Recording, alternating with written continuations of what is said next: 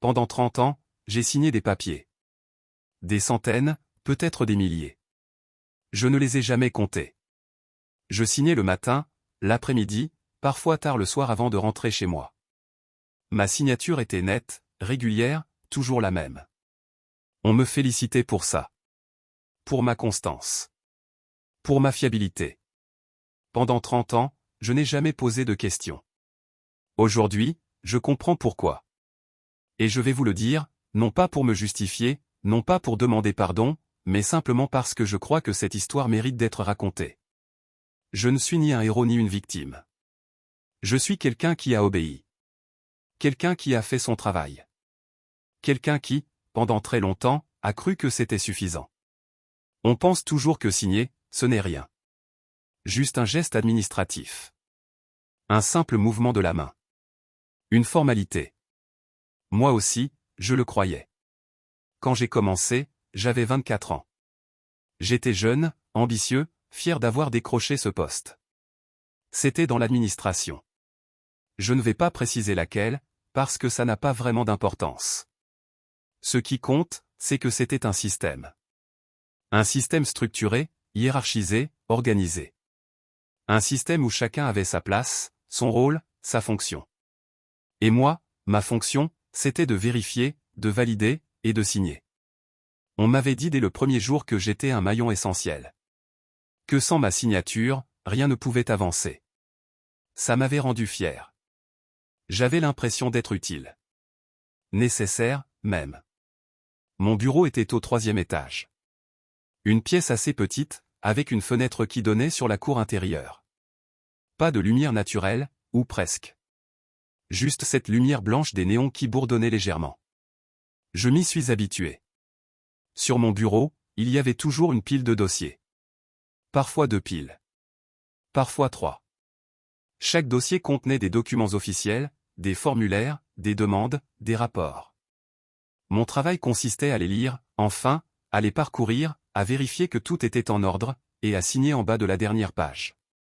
Ensuite, je les transmettais au service suivant. C'était simple. C'était clair. C'était efficace. On ne me demandait pas de réfléchir. On me demandait d'être fiable. On me disait souvent que j'étais le type d'employé dont l'État avait besoin. Quelqu'un de discret, de consciencieux, de rapide. Quelqu'un qui ne faisait pas d'histoire. Qui ne posait pas de questions inutiles. Parce que les questions, voyez-vous, elles ralentissent tout. Elles créent des doutes, des retards, des complications. Dans un système qui doit fonctionner comme une horloge, il n'y a pas de place pour les questions. Il y a des procédures. Des règles. Des protocoles. Et si tout le monde les suit, tout fonctionne. C'est ce qu'on me répétait. Et je le croyais. La culture de l'institution, c'était ça. L'obéissance. L'efficacité. La rapidité. On ne nous encourageait pas à penser par nous-mêmes. On nous formait à appliquer. À exécuter. Et honnêtement, je ne me sentais pas opprimé. Personne ne me menaçait. Personne ne me forçait. C'était juste l'environnement. L'atmosphère. Tout le monde faisait pareil. Mes collègues signaient aussi. Mon supérieur signait. Celui au-dessus de lui signait. C'était une chaîne. Une chaîne ininterrompue de signatures. Et chacun d'entre nous se sentait protégé par cette chaîne. Parce que si tout le monde fait la même chose, comment pourrait-on avoir tort? Quand on signe tous les jours, on finit par oublier que chaque signature est une décision. C'est devenu un geste mécanique. Automatique. Je prenais mon stylo, toujours le même, un stylo bleu que j'avais reçu lors de ma première semaine. Je lisais rapidement le document. Je vérifiais les cases cochées, les tampons apposés, les références administratives. Et puis je signais. Mon nom, mon prénom, la date. Parfois, je ne me souvenais même plus de ce que je venais de signer 5 minutes après. Parce que le dossier suivant était déjà là, qui m'attendait. Il fallait avancer. Il fallait être productif. Le matin, j'arrivais toujours à la même heure. 8 heures précises. Je prenais un café à la machine du couloir. Un café tiède, un peu amer, dans un gobelet en plastique blanc. Je saluais mes collègues. On échangeait quelques mots sur la météo, sur le week-end, sur rien en particulier. Ensuite, je m'installais à mon bureau, j'allumais ma lampe, et je commençais. La pile de dossiers m'attendait toujours. Certains jours, elle était plus haute que d'autres. Mais elle était toujours là. Immuable. Rassurante, même. Parce que tant qu'il y avait des dossiers à traiter, j'avais un but. Une raison d'être là. Je regardais l'horloge murale régulièrement. Pas par ennui, mais pour mesurer ma progression. 10 dossiers avant 10 heures. 15 avant midi. Parfois, je me fixais des objectifs. Des petits défis personnels. Finir la pile avant 16 heures. Signer 30 documents avant la pause. Ça me motivait. Ça me donnait l'impression de contrôler quelque chose. De maîtriser mon travail. Et quand je rentrais chez moi le soir, j'avais cette satisfaction d'avoir fait ce qu'on attendait de moi. D'avoir été à la hauteur. Mais voilà, il y a une chose que j'ai comprise bien plus tard. Quand on signe tous les jours, pendant des années, sans jamais s'arrêter, sans jamais vraiment réfléchir, on finit par oublier ce que ça signifie. On finit par croire que ce n'est qu'un geste administratif. Que c'est juste une formalité. Que ça n'a pas de conséquences réelles. Parce que les conséquences, on ne les voit pas. Elles sont ailleurs. Dans un autre bureau, dans un autre service, dans une autre vie. Pas dans la mienne. Pas devant mes yeux. Je ne faisais qu'appliquer. C'est ce que je me disais. Je ne faisais qu'appliquer la loi. Je ne faisais qu'appliquer les règles. Je n'étais pas celui qui décidait. Je n'étais pas celui qui créait les procédures. Je n'étais qu'un exécutant. Un maillon dans la chaîne. Et c'est précisément ça qui me protégeait. Parce que si je n'étais qu'un maillon, alors la responsabilité n'était pas la mienne. Elle appartenait à ceux qui avaient écrit les règles. À ceux qui avaient pris les décisions avant moi. À ceux qui étaient au-dessus de moi dans la hiérarchie. Moi, je ne faisais que suivre les ordres. Enfin, pas des ordres au sens militaire du terme. Plutôt des directives. Des procédures. Des protocoles établis. C'est incroyable, la façon dont on peut se protéger soi-même avec des mots. La loi. La hiérarchie. Le système. Ces mots deviennent comme des boucliers. Ils créent une distance entre nous et nos actes. Ils nous permettent de dormir tranquille. Parce que tant que quelqu'un d'autre décidait avant moi, je pouvais me dire que ce n'était pas vraiment moi qui faisais ça. C'était le système. C'était l'institution. C'était l'État. Moi, j'étais juste là pour faire fonctionner la machine. Pour que tout tourne rond. Pour que rien ne se bloque. Et pendant des années, ça a marché. Je veux dire, cette façon de penser. Elle a fonctionné pour moi. Je n'avais pas de problème de conscience. Je ne faisais pas de cauchemars. Je ne me posais pas de questions existentielles. Je vivais normalement. J'avais une vie en dehors du bureau. Des amis, une famille, des loisirs. Je ne ramenais jamais le travail à la maison. Quand je fermais la porte de mon bureau le soir, je fermais aussi une partie de mon esprit. Et je crois que c'était nécessaire.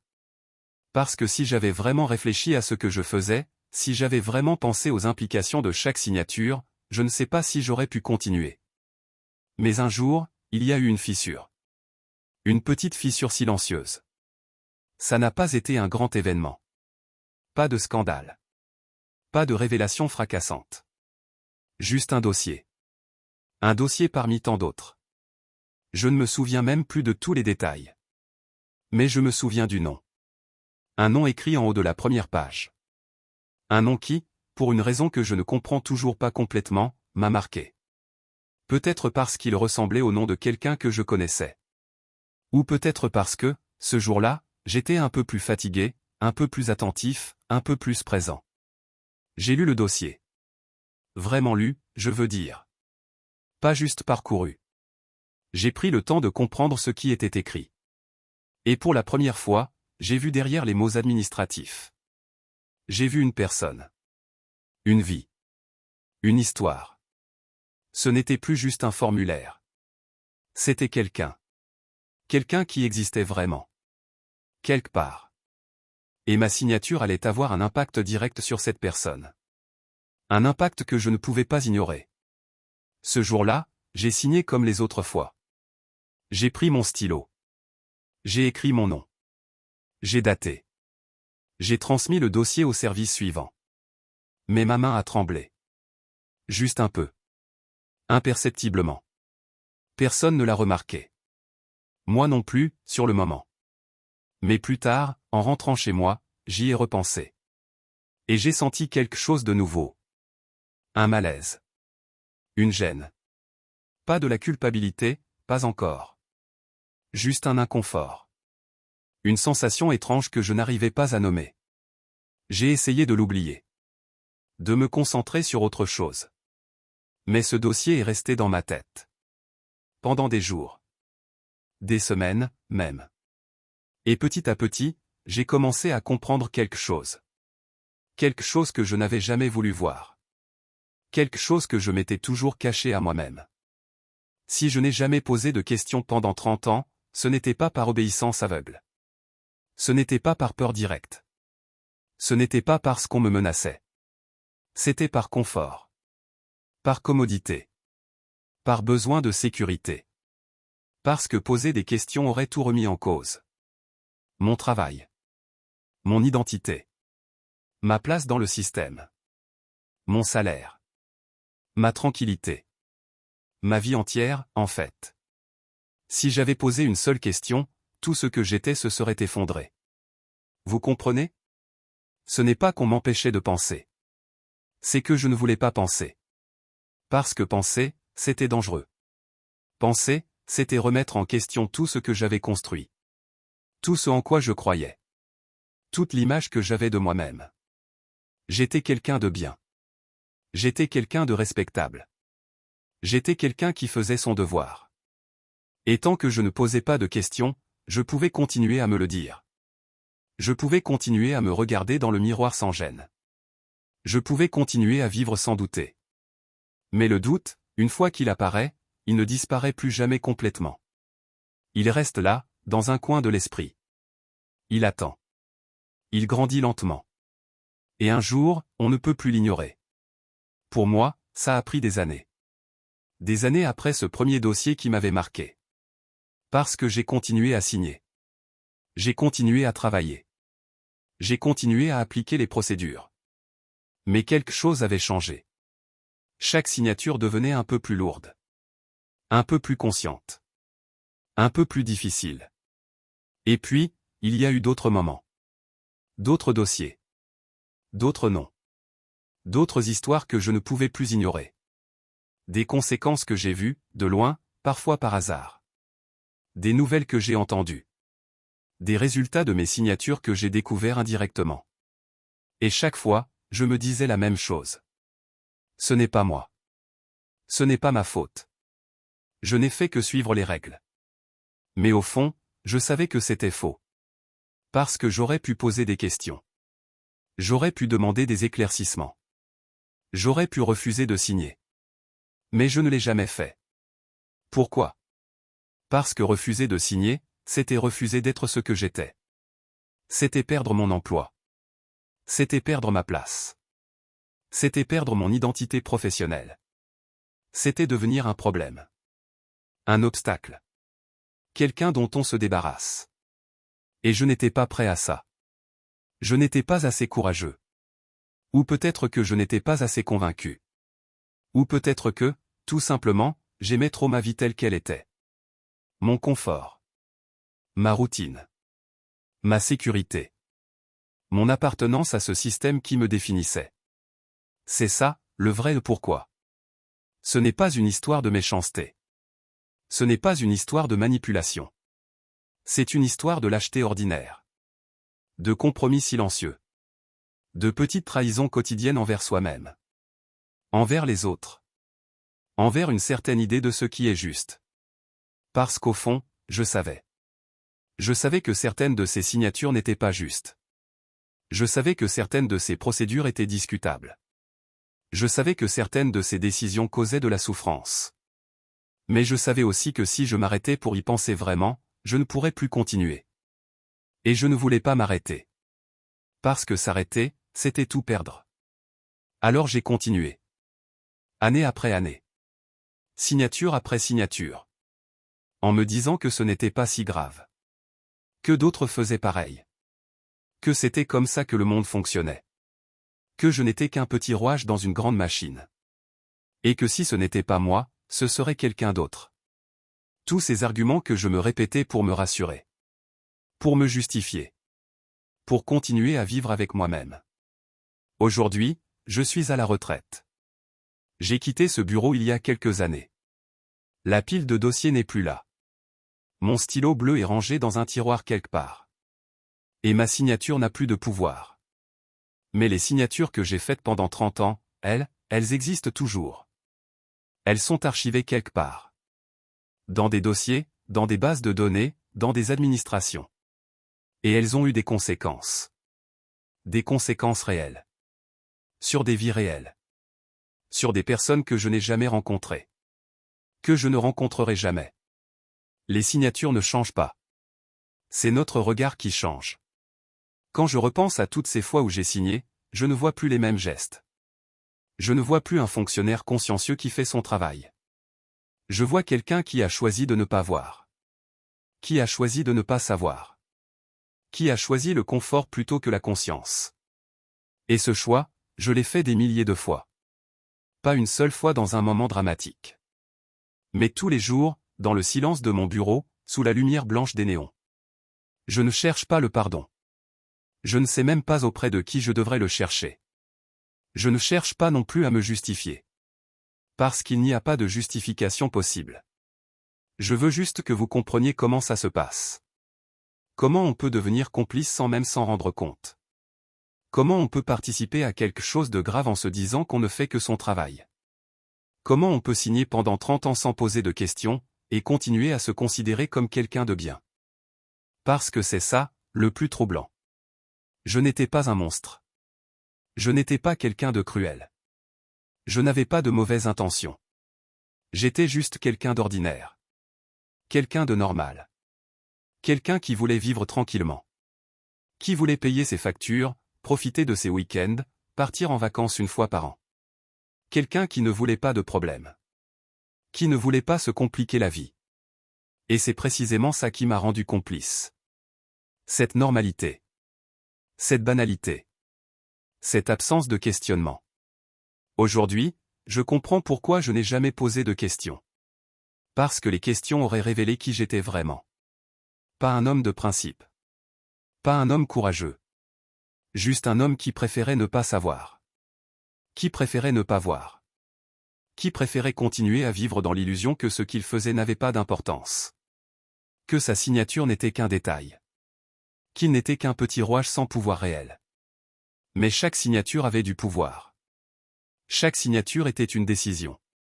Chaque signature engageait ma responsabilité. Et je le savais. Au fond, je l'ai toujours su.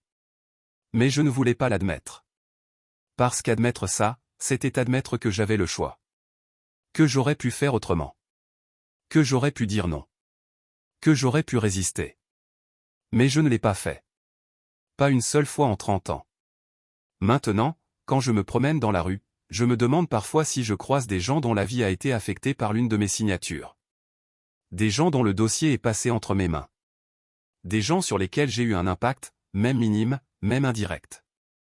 Je me demande ce qu'ils penseraient s'ils savaient. S'ils savaient que j'ai signé sans vraiment réfléchir. Sans vraiment me soucier. Sans vraiment me poser de questions sur ce que ça signifiait pour eux. Et puis je rentre chez moi. Je vis ma retraite. Tranquillement. Confortablement. Avec la pension que j'ai gagnée grâce à ces 30 ans de signature. Je regarde la télévision. Je lis le journal. Je vois des débats sur la responsabilité, sur la justice, sur l'administration. Et je ne dis rien. Parce que je sais que si je parlais, si je racontais vraiment ce que c'était, les gens me jugeraient. Ou pire, ils se reconnaîtraient en moi. Et personne ne veut se reconnaître dans cette histoire. Alors je garde le silence. Comme j'ai gardé le silence pendant 30 ans. Sauf qu'aujourd'hui, ce silence a un autre poids. Ce n'est plus le silence de l'ignorance. C'est le silence de la lucidité. Le silence de celui qui sait et qui ne peut plus se mentir à lui-même. Le silence de celui qui a compris, trop tard, ce qu'il a fait. Ou plutôt, ce qu'il n'a pas fait. Parce que le vrai problème, ce n'est pas ce que j'ai signé. C'est ce que je n'ai jamais questionné. Aujourd'hui, je comprends pourquoi je n'ai jamais posé de questions. Et c'est peut-être ça, le plus grave.